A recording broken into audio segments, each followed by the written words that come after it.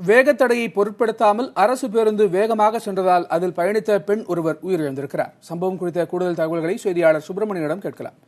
சுப்பிரமணியன், இந்த விபத்து பற்றி போலீசார் தெரிவிக்கும் முதற்கட்ட தகவல்கள் என்ன? சம்பவத்தை நேரில் பார்த்தவர்கள் சொல்வது என்ன?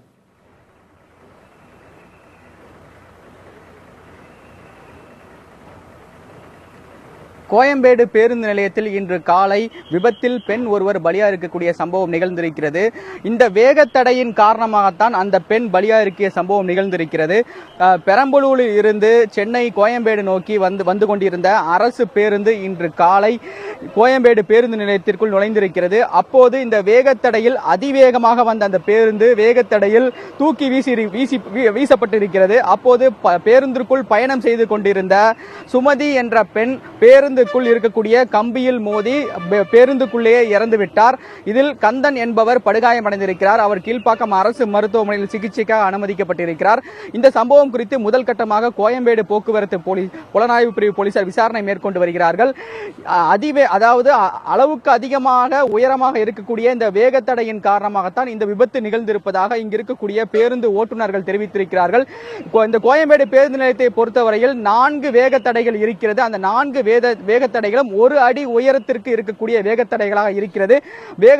பேருந்து நிலையத்துக்குள் வரும்போது வேகமாக வரும்போது இந்த வேகத்தடை இருப்பதை தெரியாமல் அதே போல கட்டுப்பாட்டை இழந்து வரக்கூடிய பேருந்துகளும் இந்த வேகத்தடையில் தூக்கி வீசக்கூடிய சம்பவங்கள் நிகழ்கிறது. இன்று காலை நடந்த சம்பவம் அதே போல்தான். வேகத்தடையில் பேருந்து ஏறும்போது தூக்கி வீசப்பட்டு தாறுமாறாக சென்று அருகில் இருக்கக்கூடிய தடுப்பு சுவரில் மோதி இருக்கிறது.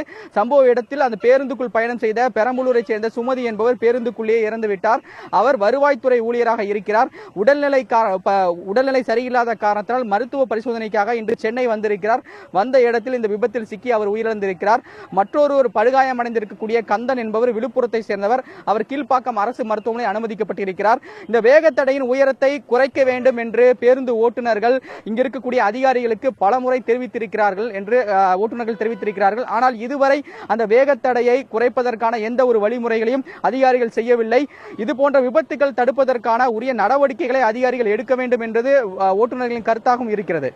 சுப்பிரமணி, அந்த வேகத்தடையின் உயரம் மட்டுமே காரணமல்ல. அந்த வேகத்தடையின் அருகே பேருந்தை இயக்கக்கூடிய எல்லா பேருந்து ஓட்டுநர்களுமே மிகவும் வேகமாகத்தான் இயக்குகிறார்கள் அப்படிங்கிற ஒரு குற்றச்சாட்டை பொதுமக்கள் வைக்கிறாங்க.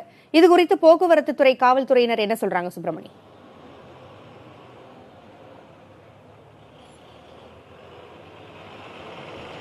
கண்டிப்பாக பேருந்து நிலையத்திற்குள் பேருந்துகள் நுழையும் போது அதிவேகமாக வரக்கூடிய சம்பவங்கள் இருக்கிறது. அது தொடர்ந்து கொண்டுதான் இருக்கிறது. அது கட்டுப்படுத்த வேண்டும் என்று போக்குவரத்து துறை அதிகாரிகள் இங்க இருக்கக்கூடிய ஓட்டுநர்களுக்கு பயிற்சி வகுப்பாக எடுக்கக்கூடிய சம்பவங்களும் நிகழ்ந்திருக்கிறது. ஆனால் இன்று அதிகாலையில் அந்த பேருந்து அதிவேகமாக பேருந்து நிலையத்திற்குள் நுழைந்திருக்கிறது. அப்போது இந்த விபத்து நிகழ்ந்திருக்கிறது. இந்த சம்பவம் குறித்து முதல் கட்டமாக போக்குவரத்து புலனாய்வு பிரிவு போலீசார் பேருந்து ஓட்டுநரான ஜெயராமன் என்பவரை கைது செய்து விசாரணை மேற்கொண்டு வருகிறார்கள். வழக்கு பதிவு செய்யப்பட்டிருக்கிறது. அதே போல பேருந்து ஓட்டுநர்கள் தெரிவிப்பது என்னவென்றால், நாங்கள் வெகு தொலைவில் இருந்து பேருந்துகளை இயக்கி இந்த சென்னைக்கு வருகிறோம், தினமும் வந்து கொண்டிருக்கிறோம். இங்கு வரக்கூடிய பேருந்துகளை நாங்கள் கட்டுப்பாடோடு தான் வண்டியை இயக்கி வருவதாகவும், வேகத்தடை என்பது இந்த இடத்தில் தேவையில்லை என்றுதான் அவர்கள் தெரிவிக்கிறார்கள். அப்படியே வேகத்தடை போட்டாலும் கூட அதனுடைய உயரத்தை குறைக்க வேண்டும். இது அளவுக்கு அதிகமான ஒரு வேகத்தடை என்பது இந்த இடத்தில் தேவையில்லை என்ற ஒரு கருத்தை தான் பேருந்து ஓட்டுநர்களும் முன்வைக்கிறார்கள். சுப்பிரமணி, சுமதி என்கிற பயணி உயிரிழந்திருக்கும் இந்த நிலையில மற்றொரு பயணி படுகாயமடைந்திருப்பதாக கூறப்பட்டது. அந்த பயணியின் தற்போதைய உடல்நிலை எப்படி இருக்கிறது?